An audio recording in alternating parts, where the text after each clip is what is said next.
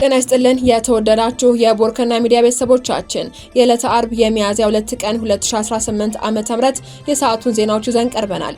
አበይት ዜናዎች እናስቀድማለን። ለትንሳኤ በዓል የእርድ እንስሳት ዋጋ በከፍተኛ ሁኔታ መጨመሩን ገዢዎች ተናገሩ።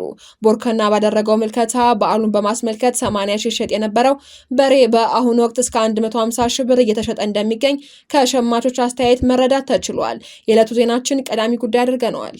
ኢትዮጵያ ለከፍተኛ የወጪ ጫና ተጋላጭ መሆኗን የዓለም ባንክ አስታወቀ። ባንኩ ባወጣው ሪፖርት ኢትዮጵያ በከፍተኛ ሁኔታ የሐዋላ ገቢ ስጋት ተደቅኖባታል ብለዋል። ተጨማሪ መረጃ አለን። የሕክምና ባለሙያዎች በአፋር፣ ሶማሌና ጋምቤላ ክልል የመስራት ፍላጎት እንደሌላቸው የጤና ሚኒስትር ዴኤታ ዶክተር ደረጀ ዱጉማ ተናግረዋል። የዕለቱ ዜናችን አካል ነው። የውሃና ለስላሳ መጠጦች ማሸጊያ ፕላስቲኮች ለካንሰር ህመም እንደሚያጋልጡ ተገለጸ። ለአንድ ጊዜ ጥቅም ላይ የሚውሉ ፕላስቲኮች በተጠቃሚው ማህበረሰብ ላይ የጤና እክል እየፈጠሩ ነው ተብሏል። ተጨማሪ ያለን። በጀነራል ታደሰ ወረደና በህወሓት አመራሮች መካከል ልዩነት መፈጠሩ ተሰማ። ህወሓት የጀነራል ታደሰን ተጨማሪ የ1 ዓመት ሹመት አልቀበልም ማለቱን ለውጥረቱ ምክንያት ሆኗል። ዝርዝር መረጃ አለን። ዜናዎቻችንን በዝርዝር እናቀርባለን። በቅድሚያም በትንሳኤ በዓል ላይ የእንስሳት ዋጋ መጨመሩን ገዢዎች ተናገሩ። የእርድ እንስሳት ዋጋ ሊንር የቻለው የእንስሳት መኖ ዋጋ በከፍተኛ ሁኔታ በመጨመሩ እንደሆነ ተገልጿል። የፋሲካ በዓል ላይ የእርድ እንስሳት ዋጋ ከየትኛውም ጊዜ በላይ ጭማሪ ሊያሳይ የቻለው የእንስሳት መኖ ዋጋ በከፍተኛ ሁኔታ በመጨመሩ እንደሆነ የኦሮሚያ ሰሜን ሸዋ ዞን ገዢዎች ገልጸዋል። የበዓል ግብይት ለእርድ የሚቀርቡ እንስሳት በአቅርቦት በኩል ከመቀነሳቸው ሌላ በዋጋውም ከፍተኛ የሆነ ጭማሪ ማሳየታቸውን ነዋሪዎች ተናግረዋል። 89 ሺህ ብር ይሸጡ የነበሩ ዝቅተኛ የእርድ በሬዎች በአሁኑ የገበያ ዋጋ እስከ 153 ሺህ ብር የተሸጡ ሲሆን መካከለኛ የእርድ በሬ ከ163 ሺህ ብር እስከ 200 ሺህ ብር እየተሸጡ ይገኛሉ ተብሏል። እንዲሁም ከፍተኛ ሰንጋ በሬ እስከ 260 ሺህ ብር መሸጡንም ነዋሪዎች ገልጸው ባለፈው የገና በዓል ወቅት ከነበረው የአንድ እርድ በሬ ዋጋ ላይ የ50 ሺህ ብር ጭማሪ መታየቱን ጠቅሰዋል። የበግና የፍየል ዋጋም ከ20 ሺህ እስከ 45 ሺህ ብር የሚጠጋ መሆኑን የገለጹት ነዋሪዎቹ ከባለፈው የበዓል ዋጋ ጋር ሲነጻጸር በአንድ የበግና የፍየል ዋጋ ላይ እስከ 7000 ብር የዋጋ ጭማሪ መሆኑን ገልጸዋል። የወተትና የስጋ አርቢዎች ከዚህ ቀደም በ4500 ብር የሚሸጠው ምጥን የእንስሳት መኖና ከብቶች የሚያደልበው ጥቁር ፋጉሎ በእጥፍ በመጨመሩ እስከ 9000 ብር እየተሸጠ መሆኑን ገልጸዋል። የዶሮ መኖን በተመሳሳይ በኪሎ የ30 ብር ጭማሪ አሳይቷል። የኦሮሚያ ክልል ሰሜን ሸዋ ዞን ግብርና ልማት ጽሕፈት ቤት ኃላፊ አቶ ሂርጳ አዱኛ የእንስሳት መኖ ዋጋ መጨመር ጋር የወተትና የስጋ እንስሳት አርቢዎች ላይ ተጽዕኖ የፈጠረ ቢሆንም ለእንስሳት ቀለብ የሚውሉ አዝርቶች በራሱ መንገድ በማምረት የዋጋ ንረቱን እንዲቆጣጠር በባለሙያ እገዛ ለማሳደግ የተሰራ መሆኑን ተናግረዋል። የእንስሳት መኖ በከፍተኛ ሁኔታ የጨመረበትም ዋነኛ መንገድ ከወቅታዊ የትራንስፖርት ችግር ጋር ሲሆን ይህም ወቅታዊ ችግር በመሆኑ ወደፊት ባሉ ጊዜያት የመኖ ዋጋ ይስተካከላል የሚል ተስፋ እንዳላቸው በእንስሳት መኖ ንግድ ላይ የተሰማሩ ነጋዴዎች ተናግረዋል። ኢትዮጵያ ለከፍተኛ የወጪ ጫናና የኋላ ገቢ ስጋት ተጋልጣለች ሲል የዓለም ባንክ ገለጸ። የዓለም ባንክ በመካከለኛው ምስራቅ ጦርነት ሳቢያ ከሰሃራ በታች ያሉ የአፍሪካ ሀገራትን የእድገት ትንበያ ቀንሷል። የነዳጅና የማዳበሪያ ዋጋ በከፍተኛ ሁኔታ መጨመሩ ለእድገት ትንበያ መቀነስ ዋነኛ ምክንያት ነው ተብሏል። በአሜሪካና በኢራን መካከል እየተካሄደ ያለው ግጭት ያስከተለው ኢኮኖሚያዊ ቀውስ ማገገም የጀመረው የቀጠናው ምጣኔ ሀብት እየጎዳ መሆኑን ያስጠነቀቀው ዓለም ባንክ ከሰሃራ በታች ያሉ የአፍሪካ ሀገራትን የእድገት ትንበያ ዝቅ ማድረጉን ገልጿል። ይህም እንደ ኢትዮጵያ ባሉ ሀገራት ላይ አሉታዊ ተጽዕኖ ይኖረዋል ተብሏል። ሮይተርስ የባንኩን ሪፖርት ዋቢ አድርጎ ረቡዕ መጋቢት 30 ቀን 2018 ዓ.ም እንደዘገበው ባንኩ በ2018 ዓ.ም የቀጠናው እድገት 4.1 በመቶ ይሆናል ብሎ ተንብየዋል። ይህም ባለፈው ጥቅምት ወር ከተተነበየው 4.4 በመቶ ዝቅ ያለ ነው። ለዚህም ማስተካከያ ምክንያት የሆነው ባለፈው የካቲት ወር በመካከለኛው ምስራቅ የጀመረው ጦርነት የነዳጅና የማዳበሪያ ዋጋን ከፍ በማድረጉና የኢንቨስትመንት ፍሰትን በማቀዛቀዙ መሆኑ ተገልጿል። ቀድሞውኑ በማክሮ ኢኮኖሚ ጫና ውስጥ የምትገኘውና ነዳጅን ከውጭ የምታስገባው ኢትዮጵያ የኤነርጂና የግብርና ግብዓቶች ዋጋ መጨመር ተጨማሪ ጫና እንደሚፈጥርባት ሪፖርቱ አመላክቷል።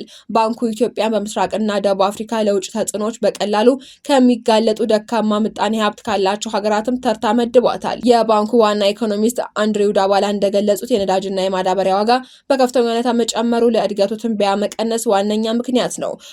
በተጨማሪም ሪፖርቱ ለኢትዮጵያ ወሳኝ የውጭ ምንዛሬ ምንጭ በሆነው የሐዋላ ገቢ ላይ ስጋት መኖሩን ጠቁሟል። በመካከለኛው ምስራቅ ያለው አለመረጋጋት በሳውዲ አረቢያ ብቻ ከሚገኙ 750 ሺህ በላይ ኢትዮጵያውያን ጨምሮ በስደት በሚኖሩ ዜጎች የስራ ዕድል ላይ ጫና ሊፈጥር ይችላል። ዱባላን አክለውም በአፍሪካ ሀገራት የዕዳ ክፍያ ጫና እንደ አውሮፓውያን አቆጣጠር በ2017 ከነበረበት 9 በመቶ በ2025 ወደ 18 በመቶ ማደጉን ገልጸው ይህም መንግስታት ለአዳዲስ ቀውሶች ምላሽ የመስጠት አቅማቸውን ገድቦታል ብለዋል። ምንም እንኳ በዋሽንግተንና በቴህራን መካከል የሁለት ሳምንት የተኩስ አቁም ስምምነት ቢደረስም በዓለም አቀፍ የነዳጅ ገበያ ላይ ያለው አለመረጋጋት እንደቀጠለ ነው። የዓለም ባንክ የገቢ እቃዎችን ዋጋ መጨመር፣ የመንግስታት የመክፈል አቅም መጥበብና የውጭ የገንዘብ ፍሰት አለመረጋጋት በኢትዮጵያ የቅርብ ጊዜ የኢኮኖሚ ጉዞ ላይ ከባድ ጫና ሊፈጥር እንደሚችል አስጠንቅቋል። ከዚሁ ጋር በተያያዘ ኢትዮጵያ የጀመረችው የማክሮ ኢኮኖሚ ማሻሻያን ለማስቀጠል ከዓለም አቀፉ ባንክ የገንዘብና ቴክኒክ ድጋፍ እንዲቀጥል መጠየቋን የገንዘብ ሚኒስቴር በጥር ወር 2018 ዓ.ም ማስተዋወቁ ይታወሳል። ውይይቱ በገንዘብ ሚኒስትሩ አቶ አህመድ ሽዴና በባንኩ ማኔጂንግ ዳይሬክተር ዌንካን ዣንግ መካከል በጥር 18 ቀን 2018 መካሄዱ ይታወሳል። በተጨማሪም የከተማ ምርታማነት ሴፍቲኔት እና የስራ ዕድል ፈጠራ ፕሮጀክትን ለመደገፍ የ250 ሚሊዮን ዶላር ተጨማሪ የገንዘብ ድጋፍ ስምምነት በኢትዮጵያና በዓለም ባንክ መካከል በጥር 6 ቀን 2018 ዓ.ም መፈረሙ ይታወሳል።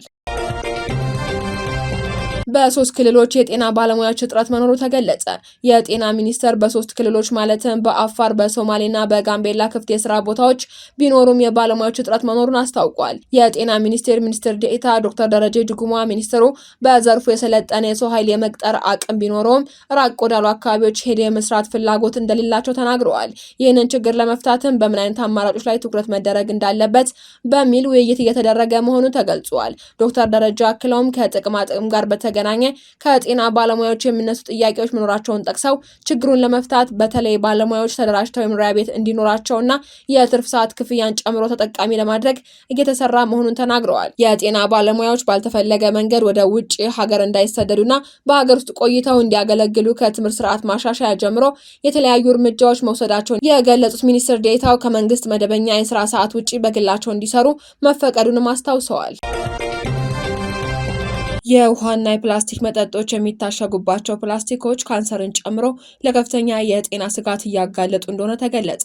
ውሃን ጨምሮ የተለያዩ ለለስላሳ መጠጥ ማሸጊያ ፕላስቲኮች አጠቃቀም የማይክሮ ፕላስቲክ ቁርጥራጮች በሰው ደም ውስጥ እንዲሰራጩ በማድረግ ለካንሰርና ለተለያዩ የጤና ችግሮች እያጋለጡ እንደሆነ በዘርፉ ጥናት ያደረጉ ባለሙያዎች ገልጸዋል። የአካባቢ ጥበቃ ባለሙያው ዶክተር ካሳይ ኃይሌ እንደተናገሩት እነዚህ የፕላስቲክ ምርቶች ከአካባቢ ብክለት ባለፈ በሰዎች ጤና ላይ ቀጥተኛ ጉዳት እያደረሱ ነው።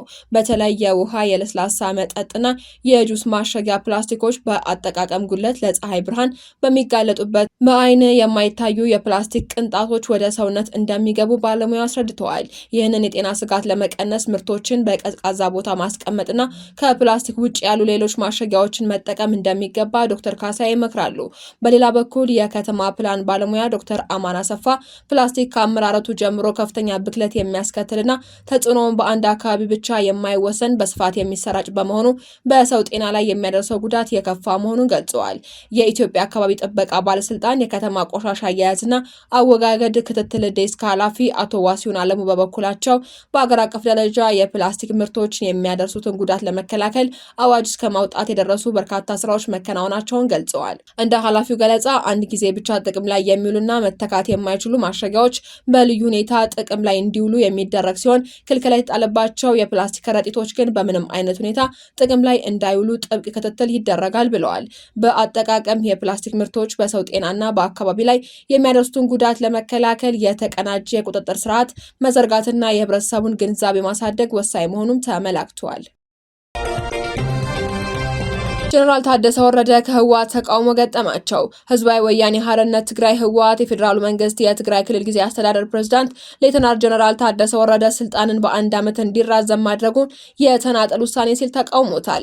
ህወሓት የፌዴራሉ መንግስት የጊዜያዊ አስተዳደሩ ስልጣን ያራዘመው ከፕሪቶሪያው ስምምነት በፊት የወጡ ህጎችን በመጠቀም ነው ሲል ወቅሷል። ህወሓት ጠቅላይ ሚኒስትር አብይ አህመድ ረቡዕ ዕለት ያስተላለፉት ውሳኔ ላይ ያለውን ተቃውሞ ያሰማው ትላንት ሐሙስ ሚያዝያ 1 ቀን 2018 ዓ.ም ምሽት ባወጣው መግለጫ ነው።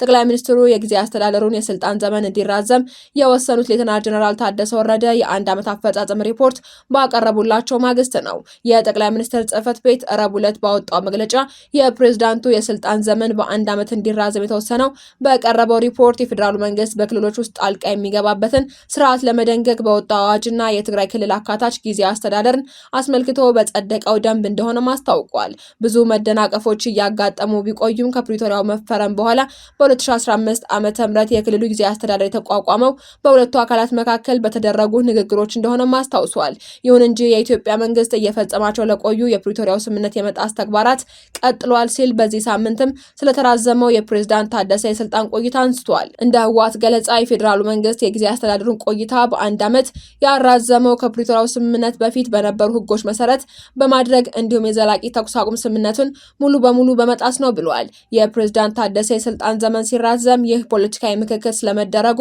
እንዲሁም የቀድሞ ደንብ ስለተጠቀሰበት ምክንያት እስካሁን ይፋዊ ማብራሪያ አልተሰጠም።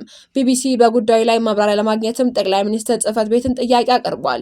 ህወሓት የጊዜ አስተዳደሩን የቆይታ ጊዜ መራዘም በተመለከተ የያዘው አቋም ከፕሬዝዳንት ታደሰ ጋር ያለውን ግንኙነት ሊቀይር ይችል እንደሆነ ግልጽ አይደለም።